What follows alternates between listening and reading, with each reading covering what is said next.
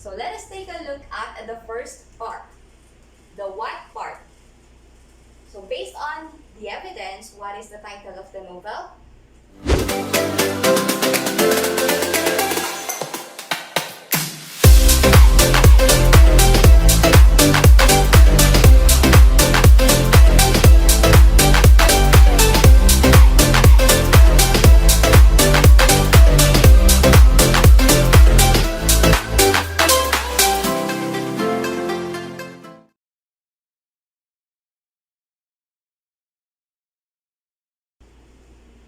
Good day everyone, I am and I reside here.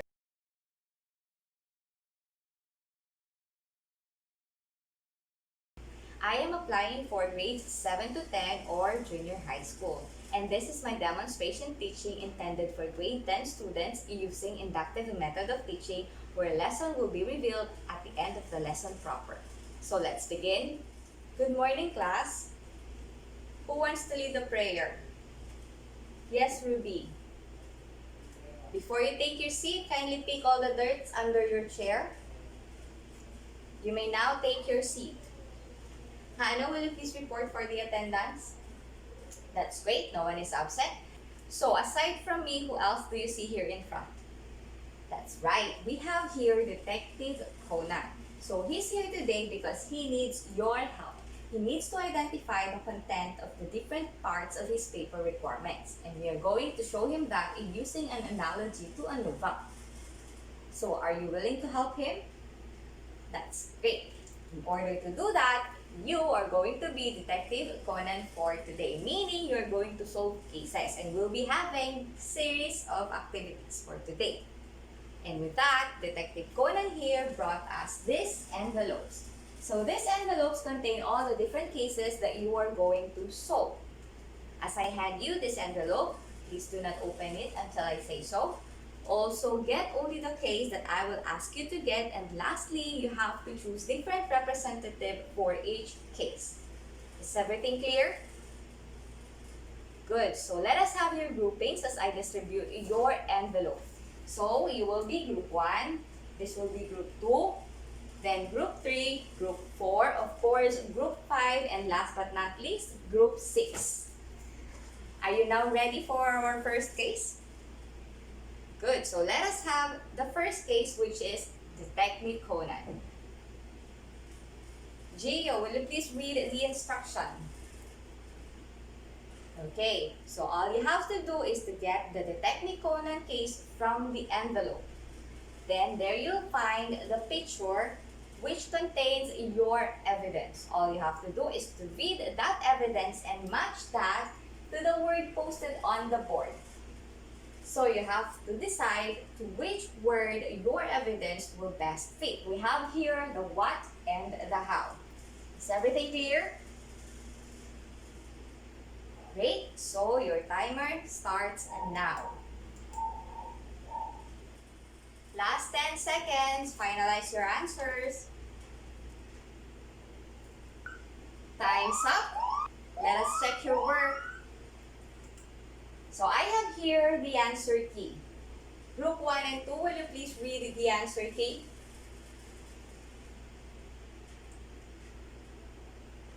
So for the group who got an incorrect answers, as we go along with our discussion, you'll understand better why this word best fit to your evidence. So let us take a look at the first part, the what part.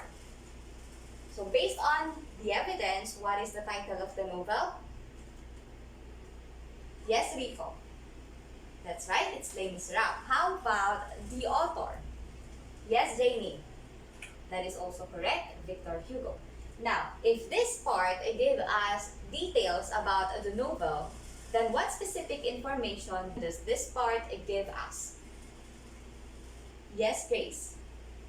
Yes, it tells us about the novel and the author, but what specific term can we use to refer to that information? Let me give you a clue.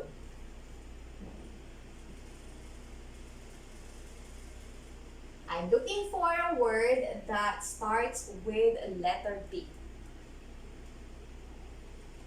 Yes, Michael. That's right. It's background. background. So this part gives us the background. Now, aside from the background, what else or what other information do you see in this part? Yes, Ryan. You got it right. It gives us the purpose of the author. So we have here the purpose. Now, for the term purpose, what other term can we use to refer to purpose, aim, or goal? Let me give you another clue. I am looking for a word that starts with a letter O. Yes, Jane. Correct. That is objective. So we have here background and objective under the what part? Now, how are you going to describe the first part, which is the what part? Yes, Ronald. That's right. So for the what part, the content of the what part talks about the background and the objective. So we're done now with the what part. Do you have any questions or clarifications?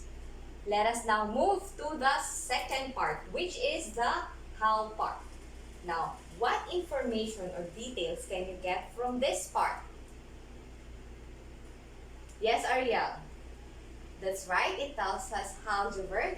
Fine, Bataan. So if this part tells us a step or an instruction or a process, what term can we use for that specific information? So let me give you a clue. I am looking for a specific word which starts with a letter P that tells us the steps, an instruction, or a process. Yes, Rasul. Precisely, that is procedure. Now, aside from procedure, what other information can you get from this part? Let me ask another question. What tool did Javert use to find Balanga? Yes, Mila. Precisely. He used the tool interview. So he interviewed people. Now we have here the procedure and the tool under the how part. So how are you going to describe the content of the second part, the how part? Yes, Alex. That's right. So the how part contains the procedures and the tools used to gather information. Do you have any clarification for the second part? Good. So we can now move on to the third part since we're done with the what and the how, and we are going to the third part, which is the outcome part. So for the outcome part, I have here the outcome part.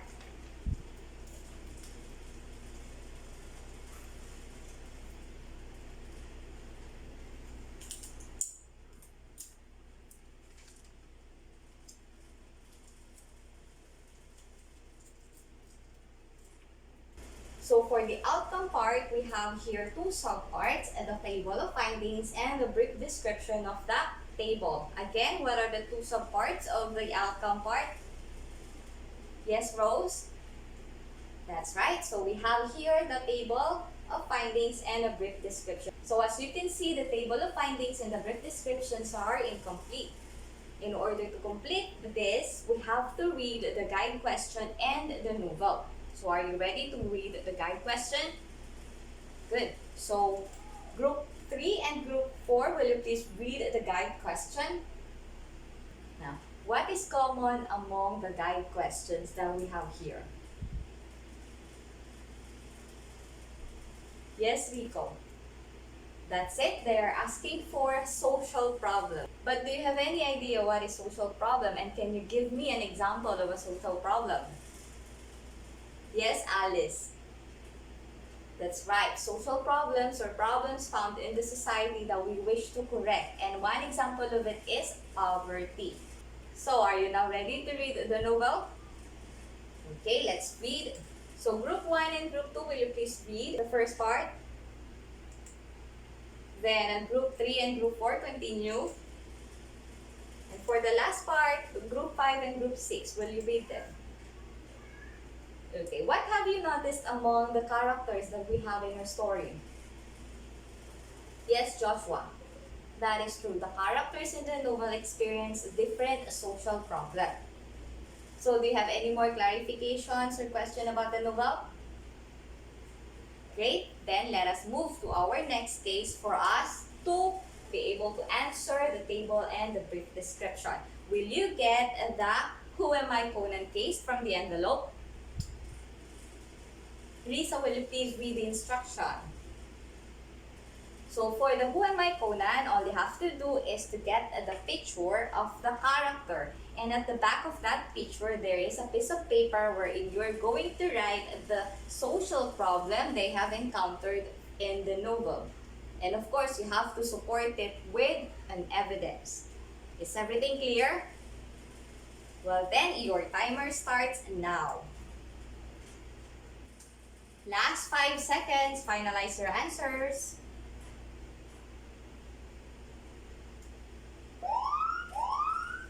Time's up. Let us check your answers. So to identify which group will read their answer first, let us have Detective Conan to roll the dice for us. So are you ready? Roll it. And let us begin with group 4. So representative of group 4, will you please read your answer?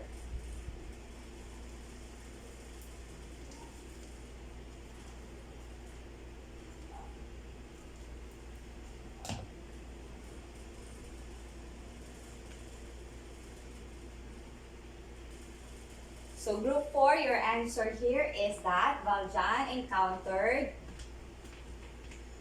discrimination. And what is your evidence for this one? Yes, that's true. He wasn't able to get a job because he is an ex-prisoner. And how about Fantine, group 5? Yes, Fantine also encountered discrimination. And your evidence for this is, will you read your evidence? That is also correct because during those times, single mother is not accepted in the society. So, Fantine also encountered discrimination. And how about Cosette, group 6? Precisely, she encountered child abuse.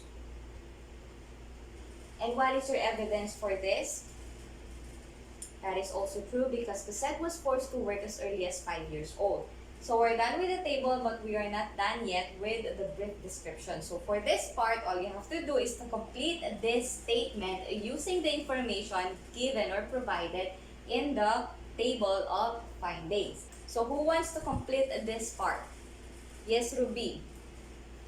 So the table shows that Valjean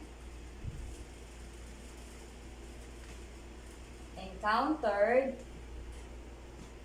discrimination.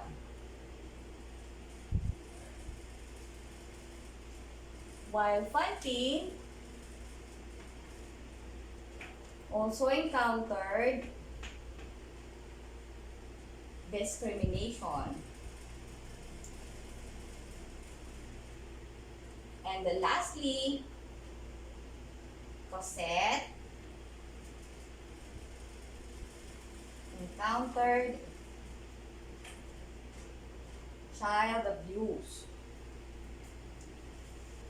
So we're now done with the outcome part. Again, how are you going to describe the content of the outcome part? Yes, Angelo. That's right. So it contains the table of finding and a brief description. Do you have any clarification for the third part? Then we can now move on to the next part, which is the talk part. Now for the talk part, we also have two subparts, and those are the summary of findings and the recommendation. Now for the summary of findings, will you please read the definition? Yes, Ruby? That's it. So for the summary of findings, all you have to do is to summarize the content of the outcome part. which is the table of findings. So whatever you find here in the table of findings, all you have to do is to just summarize them, and you will have your summary of findings. Now, for the second subpart, we have there the recommendation. For the recommendation, Mary Ann, will you please read the definition? So that's it. For the recommendation, this is where we are going to propose or suggest a solution to the problems found in the summary of findings. Now, since we are using an analogy to the novel Les Miserables, the different problems that we have here in the summary of findings are the social problems like discrimination and child abuse. So for the recommendation, we have to propose or suggest solution that will address child abuse or discrimination. Is everything clear? So again, how are you going to describe the content of the top part? Lenny. Splendid. So we have here the top part contains the summary of findings and the recommendation. So I have here an example of the top part. Group 5, will you please read the summary of findings? Yes, so for the summary of findings, one of the social problems present in the novel is the women oppression. And for the recommendation, group 6, will you please read? So it is highly recommended that the government should launch women empowerment program. So this is an example of the top part. Do you have any clarifications or questions? Are you sure? So let us take a look at the 4 parts that we've discussed and their content. So for the 1 part, we have there the background and the objective. Now, what other term can we use to replace the word the what? Any idea? Yes, Sheila. Correct, that is introduction. And how about the how part, which contains the procedure and the tools to gather information? Yes, Robert. Precisely, that is method. And for the outcome part, which contains the table and a brief explanation of the table? Yes, Alice. Of course, that is result. And for the last term, the top part, which contains the summary findings and the recommendation, what other term can we use to replace the top part? Yes, Rob. Very good. That is a discussion. Now, I want you to look at the 4 terms, the initials of the terms that we have here. So we have introduction, method, result, and discussion. Do you now have any idea what specific paper requirement we are discussing? Yes, Jessa. That's it. So we have here the IMRAD format of research. Do you have any question or clarification? Well then, are you now ready for our next case? So let us have the write-up Conan case. So from the envelope, get the write-up Conan case. There you will find a piece of paper where you are going to write your answers.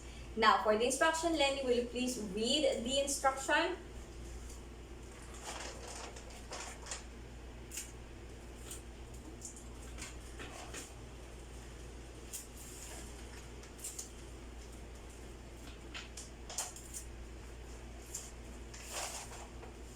That's it. So all you have to do is to write the discussion part using the findings that you have given during the Who Am I Conan case. And of course, you have to justify why did you choose to recommend that solution for the given social problem. And for our rubrics, so we have here our rubrics. We have coherent ideas, cohesive sentence structure, and clear explanation. So do you have any more clarification for this case? Sure?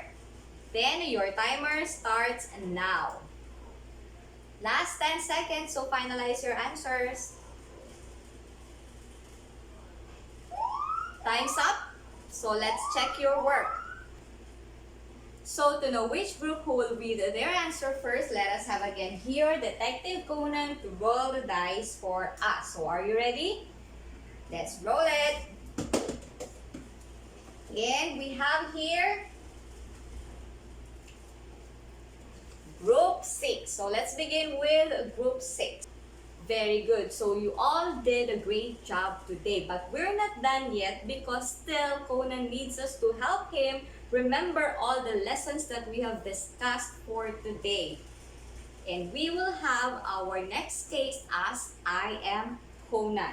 So to identify which group who will help Detective Conan here to remember all the things that we've learned today, let us roll this dice. So who wants to roll this dice?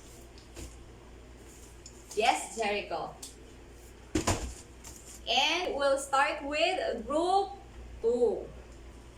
So, representative of Group 2, Group 4, and Group 5, please come here in front and stand beside Conan. And complete the statements in order to help him remember all the things that we have learned today. That's it. You all did great today, so give yourself a round of applause. But we're not done yet because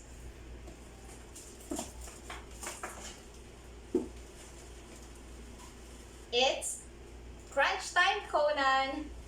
So Lenny, will you please read the instruction? Is everything clear? Then your timer starts now. Last 10 seconds, so finalize your answers.